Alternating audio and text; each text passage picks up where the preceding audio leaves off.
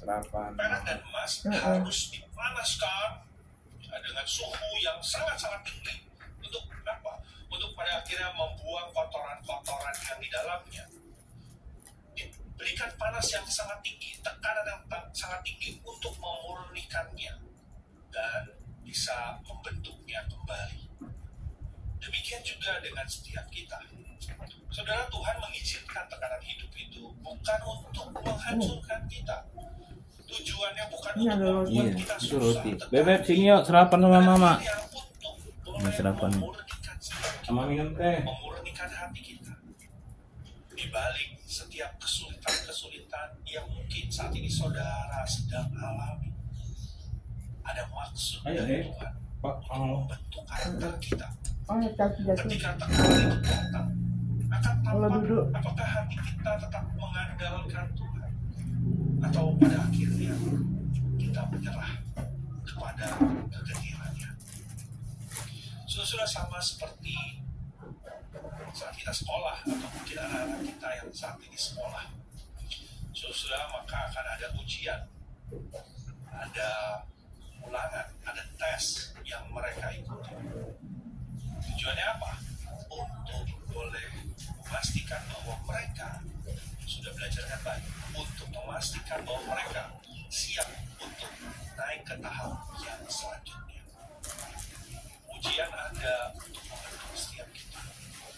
Kalau di sekolah tidak ada ujian, tidak ada ulangan, tidak ada tes, maka mungkin anak-anak kita atau setiap diri kita jadi malas-malesan.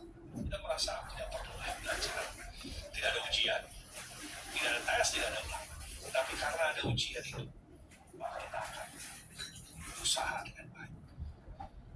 Tuhan melalui setiap hal yang kita alami, Dia sedang membentuk kita, sedang mempersiapkan kita untuk sesuatu di depan. Dia ada tempat memperingatkan bahwa orang yang cenderung kepada kejahatan suka mendengar yang jahat. Ini bukan hanya tentang berbicara, tetapi tentang apa yang kita sukai untuk dengar. Apakah kita suka mendengar gosip?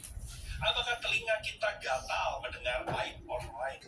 Itu pun bagian dari Tuhan yang menguji hati setiap kita. Lalu di dalam ayat yang kelima bicara tentang cara kita melihat orang lemah dan orang yang mungkin mengalami kesulitan, pergumulan, musibah.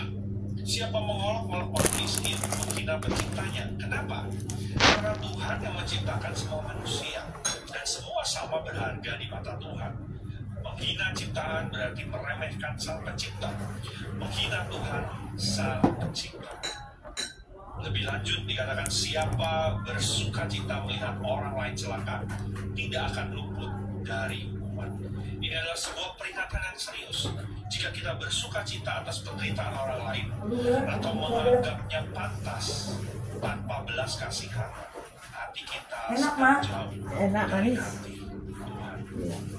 Terus ada seorang pemuda yang kehilangan pekerjaannya tiba-tiba di tengah-tengah kepedihan yang dialami, dia diuji. Apakah pada akhirnya dia menyalahkan Tuhan? Apakah pada akhirnya dia iri pada orang lain? Ataukah ia tetap bersandar dan percaya kepada Tuhan? Saudara, pemuda ini, ia memilih untuk tetap mencari Tuhan. Walaupun dengan air mata, dengan kepedihan, dengan hati yang itu coba duduk percaya dan bersandar kepada Tuhan. coba duduk Saudara, Enak kan, Mak? iya yang ada tekanannya, kesulitan yang ada, ini bisa memberikan setiap kita, memberikan hati kita. ini yang Karena manis diuji dan dimurnikan oleh kasih. Karena itu hari ini Kurangi. mungkin Tuhan sedang mengizinkan saudara Kalau mengalami tekanan, udah mengalami matiin belum? pergumulan, mengalami Matiin dulu aja. kesulitan. Apakah saudara akan membiarkan Apa tekanan itu kopinya?